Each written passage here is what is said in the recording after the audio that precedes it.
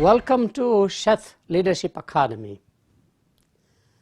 This lecture is on entrepreneurship versus capitalism. As we know, entrepreneurship is always confused with capitalism, and I find that's creating enormous conflicts about the role of entrepreneurship in society. This lecture will talk about how entrepreneurship is as old as the civilization. In fact, my view is that it's older than civilization. It is the entrepreneurs, for the sake of survival, pre-civilization, actually organized the society. It is the entrepreneurs who moved the society from one level of civilization to the next one, and it has nothing to do with capitalism. So why the confusion? The confusion arises primarily because it has been linked to capitalism as a mechanism for wealth creation only in modern times. In fact, the first person to link entrepreneurship as a great force or a resource of human talent that can create wealth for the individual and the wealth for the nation is Adam Smith, the father of modern capitalism. In other words, entrepreneurship was actually the mechanism with which to create wealth.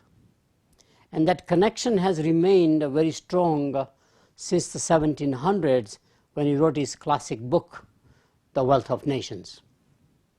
He argued that what is in the self-interest of the individual for his or her own wealth creation collectively is the creation of wealth for the nations. However, that connection actually has made entrepreneurship and entrepreneurs questioned quite often, disliked quite often, because there is a profit motive or a wealth creation motive. So I will try to separate capitalism from entrepreneurship. Capitalism, as we know today, is all about market governance through two mechanisms: competitive market forces and the price, which is absolutely unregulated pricing mechanism, or competitive prices. It is what Adam Smith coined and called the invisible hand, that anything that the government does to organize the markets or to regulate the markets is less efficient and effective than allowing the market forces themselves to organize through price mechanism and create maximum efficiency and effectiveness for the society. So he coined the phrase the invisible hand. So there always has been a debate. And then if you analyze historically, why did he write the book at that time in 1776? And what was the context under which he wrote the book? And why did the book become very popular? It's all because markets before the theory that he advocated were highly regulated, either by the monarchs or especially by the wealthy merchants. So we had the whole mercantile age, and they controlled the prices, they controlled the supply, and he felt it was not good for the society, and hence coined the phrase that markets ought to be pretty much deregulated and let market forces, competition among thousands and thousands of small entrepreneurs in the agricultural age having no capacity concentration, will dictate efficient markets. Unfortunately, it got linked with entrepreneurship because Adam Smith also advocated the concept of entrepreneurship as the organizing force for bringing factors of production together, such as land, labor, and capital. So capitalism is all about market governance, whereas entrepreneurship is all about market creation and market revitalization, which is a totally different concept. Entrepreneurs don't like governance. In fact, they are mentally organized, or they have an aptitude not to be controlled by anybody. They are always looking for, how do I create new ventures, how do I create new wealth, how do I create new excitement. And they of course would like to disrupt what is existing out there. And if the market has plateaued, matured, and the market governance mechanism fails, they tend to organize or revitalize the same industry through entrepreneurship, which may lead to innovation, which may lead to inventions, etc. Joseph Schumpeter was a more modern economist, and he came out with a concept of the constructive destruction. He primarily linked that to capitalism again by saying that markets needs to be reorganized constantly by external forces that will bring about a change, because markets like to stabilize, markets like to have equilibrium, which is the theory of capitalism.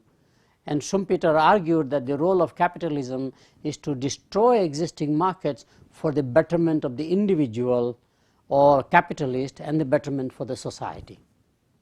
We call this as disruptive innovation nowadays as a new buzzword, but again that has nothing to do with capitalism. It has everything to do with entrepreneurship.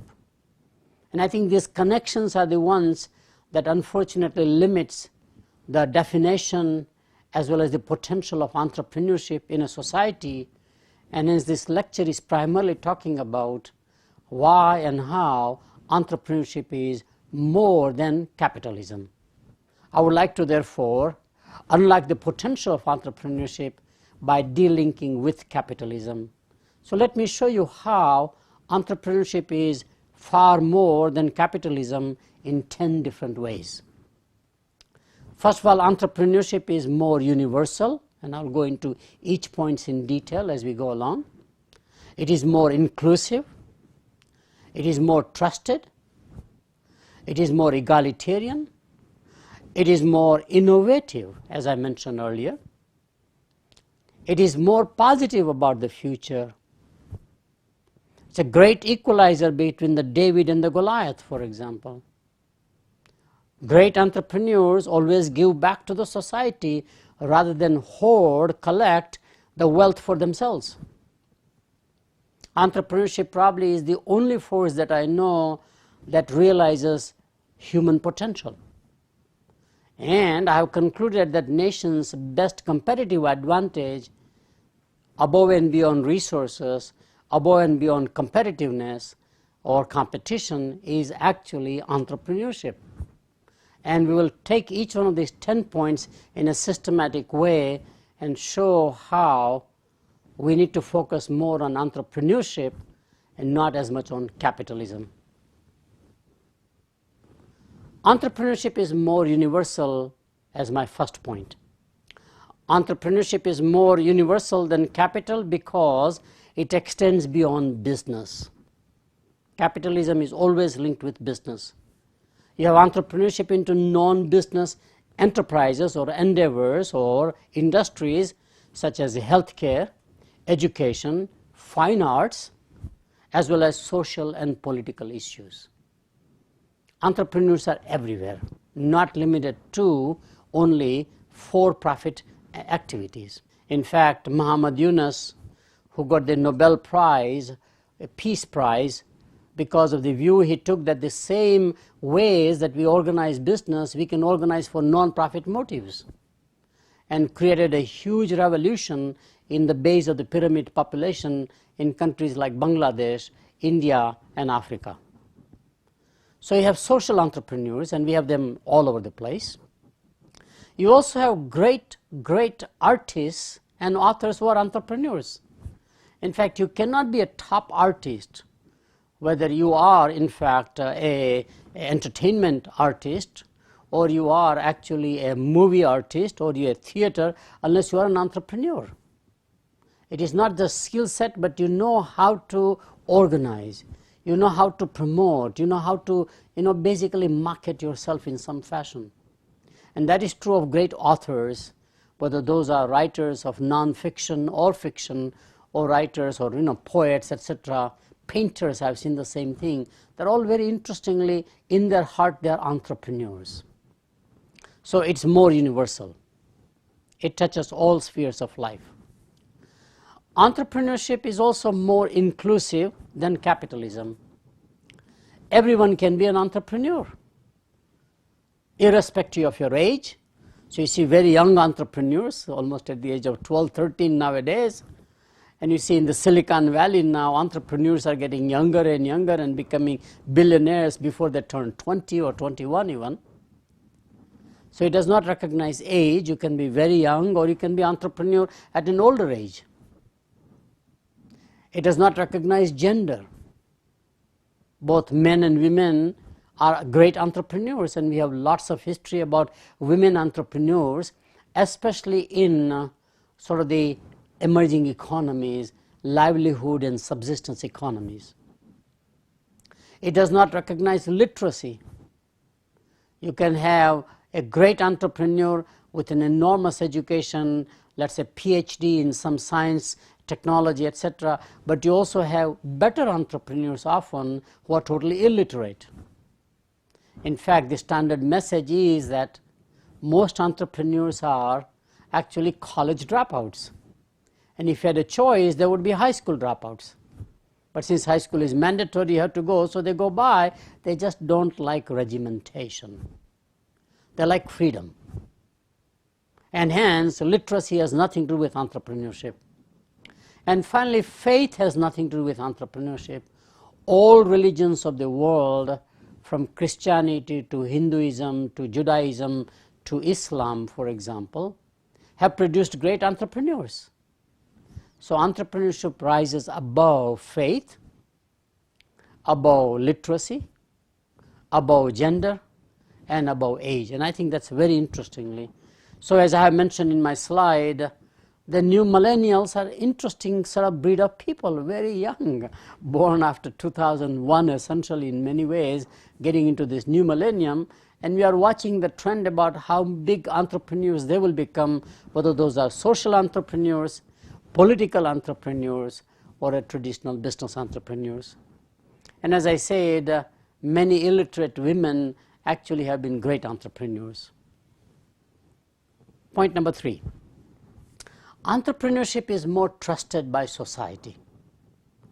Entrepreneurs are more respected, therefore, for their innate drive to explore, for their ingenuity, and for their passion. I tell you, I've never seen an entrepreneur who is pessimistic. I cannot recall anyone so far. They always look at the positive side, which is interesting, which is a point I will make later on. On the other hand, capitalists are mistrusted and often accused as exploiters of the society. So we right now have debates whether capitalism is destroying the sustainability and the environment, for example. We have the debate going on about the exploitation of factory workers, and one time in America itself, when it was being formed as an industrial society, turn of the last century, and now in emerging economies such as Bangladesh, such as China, etc., that are the capitalists actually exploiting the labor force, which is one of the resources that you need, because they have the capital. So entrepreneurship is highly respected, highly trusted, whereas capitalism is questioned whether it's a good force in the society. Next point is equally interesting. Entrepreneurship is admired and cheered, especially among those who struggle and survive. It's very egalitarian in the sense that entrepreneurship is what you sort of rooting for the underdog. It's interesting. On the other hand, capitalism is perceived as elitist, concentrated in a handful of people, and manifested in country clubs, gated community, and lavish lifestyle. So today we have this debate in America about the top 1% versus the 99%. It is getting politicized because we do not believe capitalism is the model, whereas entrepreneurship is the model essentially. I found very fascinating that the recent data showed that if you take the top 50 people, only 50 people, they have as much wealth as the half of the bottom half of the world population as measured by income. That's about 3 billion people, wealth concentrated in the hands of only 50 people, which means this income inequality, but more so than income, wealth inequality is getting out of hand. And people are questioning whether capitalism is the right force going forward, or should we look upon the world in a different way. Entrepreneurship is more innovative than capitalism. Entrepreneurs, by definition, challenge the prevailing wisdom, which is the role of entrepreneurship. In the early days of the formation of a civilization, entrepreneurship came out of sheer survival. As people were migrating into different climatic zones, if you believe in the history of civilization, let's say civilization began or the genes, human genes evolved in Africa and went all over the world, they began to adapt, physiological adaptation, survival. And they became entrepreneurs in the process. And we often have the saying, necessity is the mother of invention, and we link invention, innovativeness with entrepreneurship. Somebody thought differently, and it worked out for survival.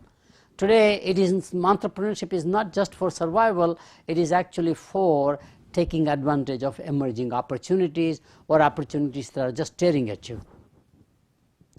So, main role of entrepreneurs, in fact, the main trait of entrepreneurship is to challenge the existing prevailing wisdom in all spheres of life. Whether it's a business wisdom, or whether it's a faith wisdom, surprisingly, or whether it is a social wisdom, whatever the practices are, they don't like. They are rebellions in some fashion. And out of the rebellion nature, or out of the rebellious nature, they begin to innovate, and they begin to come out with new ways of thinking, new ways of creating, new ways of organizing. On the other hand, as I've analyzed capitalism, capitalism believes in the theory of equilibrium, and therefore it says that there must be an equilibrium point where there is a stability in the market, where the supply and the demand matches, and therefore there is no need for change.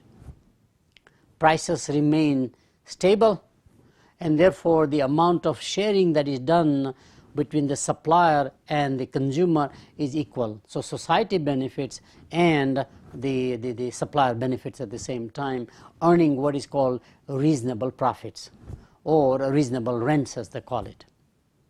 So again, entrepreneurship by definition is innovative. Capitalism by definition is stability. And I have done this research quite a lot. For example, why good companies fail. I have a whole lecture on that one. And I find that good companies fail by not being able to change. So it is unable or unwilling to change when external environments have changed. Whether it's technology that has changed, competition that has changed, globalization, customers have changed, etc. And that's a separate thing. And therefore, I find entrepreneurship is the real driver for disruptive innovations, not capitalism. Entrepreneurship is always, as I said, very optimistic about the future. So I call it future positive. Entrepreneurship is by definition about hopeful future and encourages human spirit to embrace uncertainty in times of turbulence. So great entrepreneurs rise when there's a lot of uncertainty, there's a lot of doubt about human nature, lots of doubt about political stability, social stability, out of which you rise actually political activists, political leaders, or social leaders. The best examples are the civil rights movement in America, for example, with Martin Luther King becoming the leader. It would have gone on the violent side also, for example, but in this case went on the peaceful side. And every country has, or since civilization, freedom fighters who believe that the way the society is organized and practices the status quo is for the exploitation of the majority, and there is a revolt, there is a rebellion whether it's a rebellion against communism, as we have seen recently, or rebellion against, in fact, certain forms of democratic governments which are so oppressive that ultimately people say enough is enough, and there's a revolt. And if you analyze people who are freedom fighters in any country in the world, you find they're basically entrepreneurs. They know how to organize. They know how to create a movement. They know how to create a change in the society, and often they succeed. So it's always a hopeful future, which I think is very important, especially as we go toward the age of social media and the internet age, that the word gets out so fast in the world. It's like catching a wildfire very quickly. And therefore you will see you need entrepreneurs to provide hope for the future and provide some sort of a means toward getting the potential of the future out of human beings. As I mentioned earlier in my introduction, entrepreneurship is also a great equalizer. You might know that the book called The World is Flat by Thomas Friedman. And when you analyze the book, he was saying how India can compete in the IT services against advanced countries like America, for example, that the world is flat. The phrase was coined actually by one of the Indian IT services CEOs, and he talked about the world is flat. I think it was not from a technology equalization viewpoint, but entrepreneurship. Entrepreneurs are really more like David against the Goliath of entrenched institutions. They are the underdogs who succeed against all odds, and because of that, we root for them, we admire them, we respect them, we love them. So here are the examples. Think about the odds of Mahatma Gandhi winning against the best and the most powerful British Empire. But he brought them to the knees to negotiate. See the inequality of a David and a Goliath?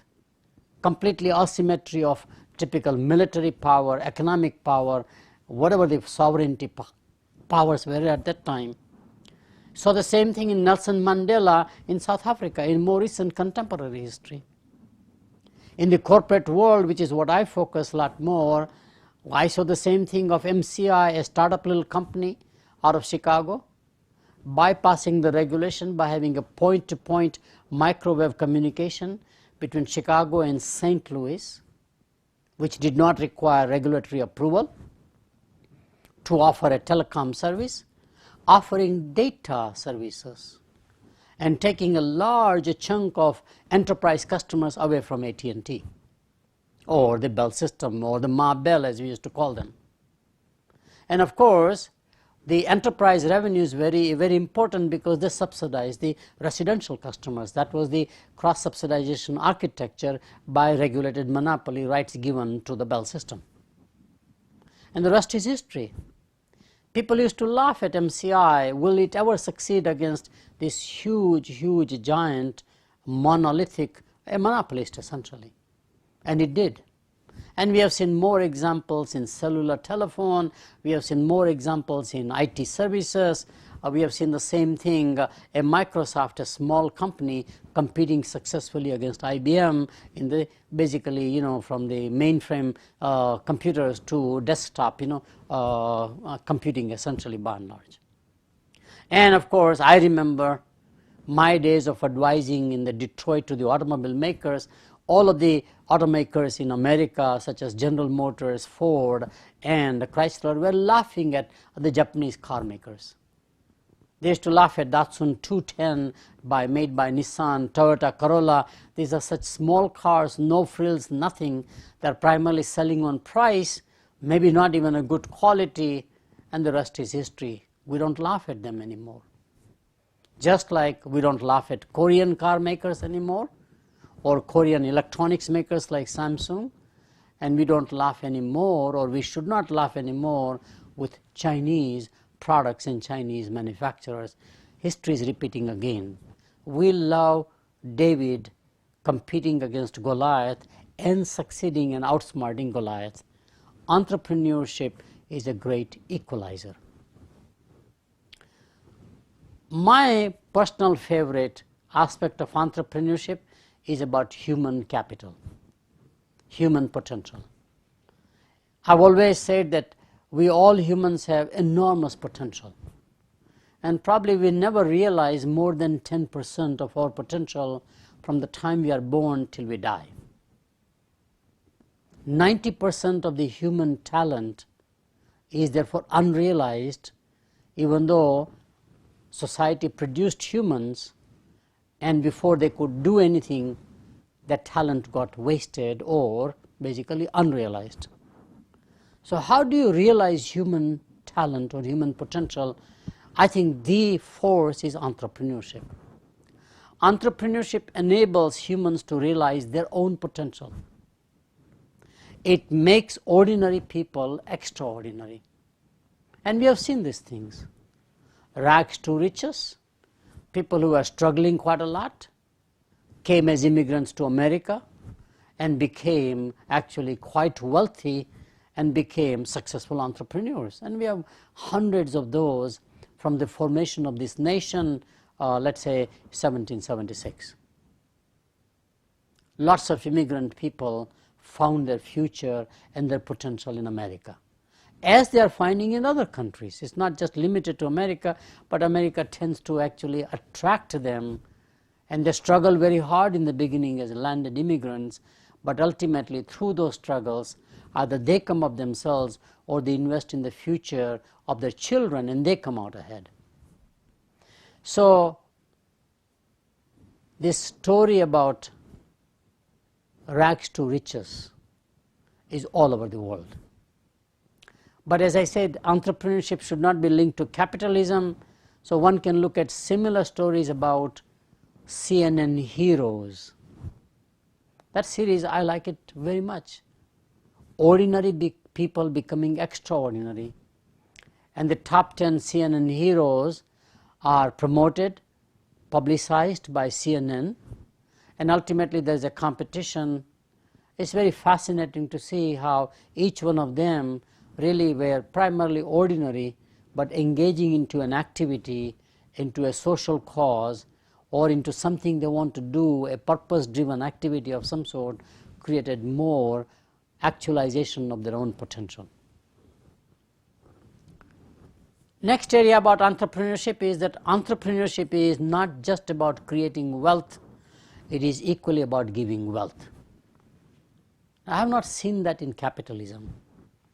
There is not a single place I know in capitalism books by the founders, whether it's Adam Smith, David Ricardo, Marshall later on, even Keynes, for example, which has advocated that the role of capitalism is not only to create wealth, but distribute wealth. In fact, it's just the opposite. Since capitalism has no concept of distributing wealth to other than owners of the corporation or investors, you have governments who engage into taxation, a progressive taxation, to say we will collect the taxes from the corporate ones, whether it's a sales tax or income tax, and distribute that toward the society, which is interesting. Capitalism should have itself organized its system if it had thought through. Because the exploitation of labor and a lack of distribution of the wealth created by capitalists, you had a whole new Marxist theory that came about, where Karl Marx believed that the only way to manage capitalism is to have the ownership with people or with the state who are representatives of the people. And that's very possible, not through state-owned enterprises owned by the people, but through what I call cooperatives. There are very good cooperatives worldwide, especially in the agricultural sector. We have cooperatives in America about cranberry, growers, orange growers, for example, any crop in some fashion. But I've been very fascinated about the role of cooperatives in the milk dairy products in India, for example, and a cooperative marketing company called Amul, A-M-U-L, is absolutely a great value creator and a value distributor, because the cooperative is owned by the producers, not by investors. So people who create value, create wealth, ought to be the ones who ought to be getting the benefit. So giving back concept is conspicuously absent in capitalism, but giving back concept is almost ingrained in the minds of entrepreneurs. And we have lots of examples. In Atlanta, where I live, we have Bernard Marcus, Bernie Marcus as we call him, co-founder of a great do-it-yourself retailer called Home Depot. Very successful entrepreneur, and he has decided to give back a lot of his wealth into the local communities in some fashion. Of course, the more global obvious examples are Bill Gates. He's basically now saying, all the wealth I made through creating Microsoft, I would like to give it back to the society through Bill and Melinda Gates Foundation. And they're tackling enormous problems that neither the government nor the small NGOs can solve in the world, such as eradication health issues, major health, or uplifting poverty through education or literacy. Another person like that is Azim Premji in India.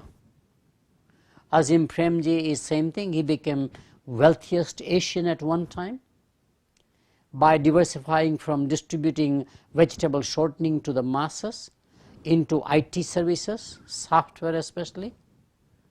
And what he's doing is the same thing, giving back billions of dollars through his foundation to increase actually the education system for primary and secondary education in India by making sure that the educators are qualified, professional, and they become good teachers and good administrators.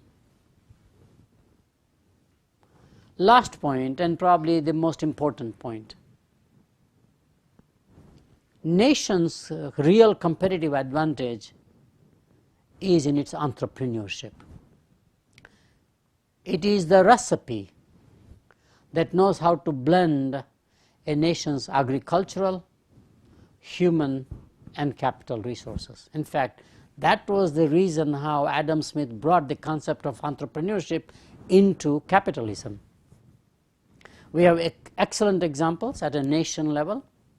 United States is so wealthy and continues its journey because it is so entrepreneurial.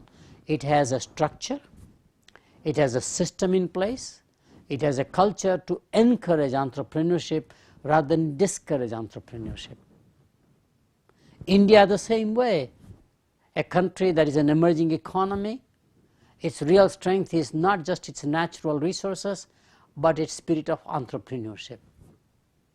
You see a small country like Israel, out of nowhere in the middle of a desert, in a hostile environment, both political as well as in fact physical. It is the most entrepreneurial state or a country in the world. It's the entrepreneurship of the Israelis that makes them who they are. That is true of Finland, same thing. Again, Finland is not in a very nice climate necessarily.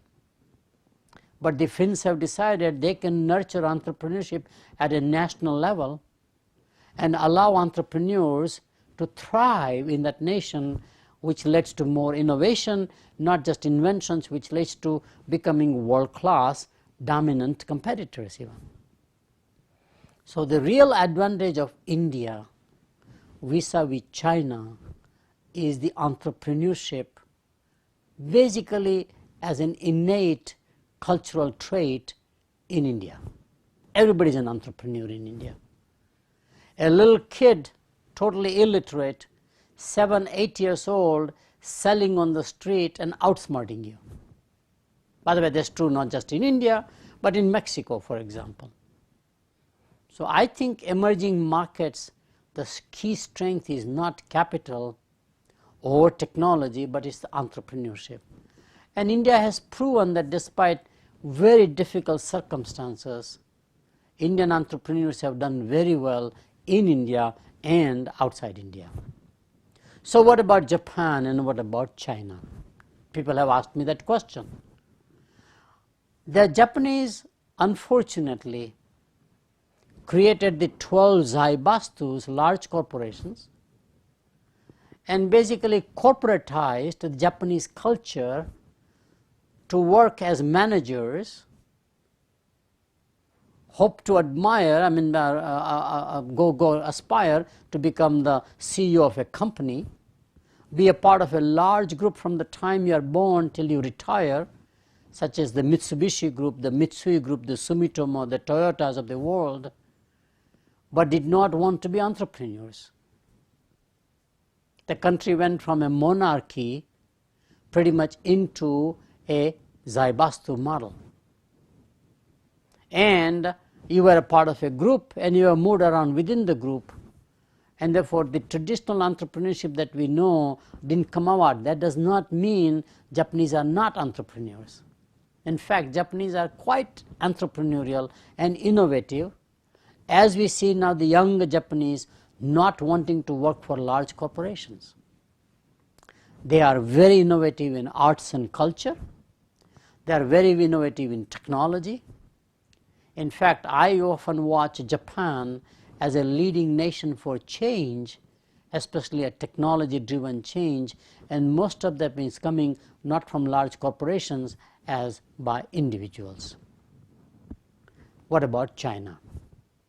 Before communism was imposed in China, only in 1947-48, Chinese were always recognized as the most entrepreneurial people, entrepreneurial trading class. They have been entrepreneurs in all over the world. Whether you go to Indonesia, or whether you go to Thailand, or whether you go to Singapore, or whether you go to Hong Kong even. So it is an innate Chinese trait, except in organizing communism, where people have no right to express their own ways of doing things. Rebellious nature is not allowed even. Government owns all assets. Government is in the business, both as an investor and as a manager.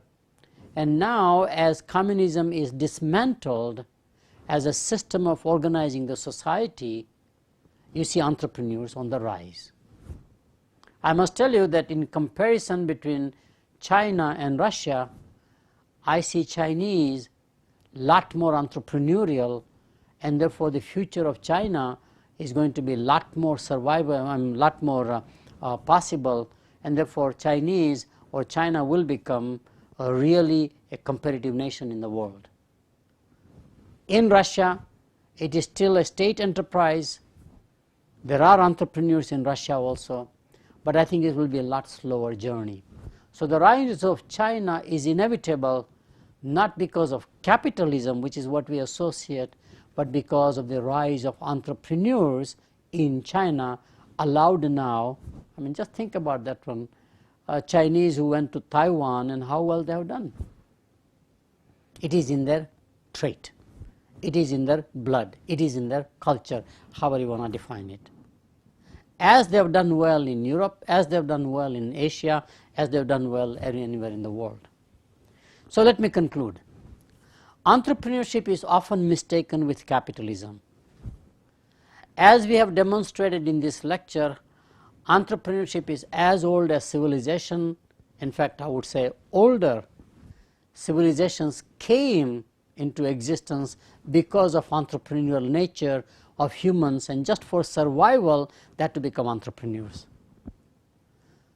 Only recently entrepreneurship has been linked to capitalism, especially by the founder of modern capitalism, Adam Smith, and hence since that time we have associated entrepreneurship with capitalism. Entrepreneurship, in my view, is more powerful force for the society because it unlocks the potential of all its resources, and especially the human talent. There are at least 10 ways entrepreneurship is more than capitalism. It is more universal, it is more inclusive, it is more egalitarian, it is more trusted and respected, and it is more innovative than capitalism. Entrepreneurship also provides hope for the future, and it is a great equalizer for the underdog and the disadvantaged against the privileged. So you don't need Karl Marx, please. If anyhow the British Empire had allowed entrepreneurship to flourish. It only creates wealth. Entrepreneurship not only creates wealth, it also gives back for the betterment of society. Ultimately, it enables ordinary people to become extraordinary. In my view, it is the single most powerful force for a nation's competitive advantage. All nations have ingredients but no recipe. Recipe can come from policy, or through state ownership like communism, or through socialistic way of organizing the society where government takes the social obligations. But to me, the best recipe for a nation's sustained competitive advantage is entrepreneurship. Thank you very much. I hope you have enjoyed this lecture.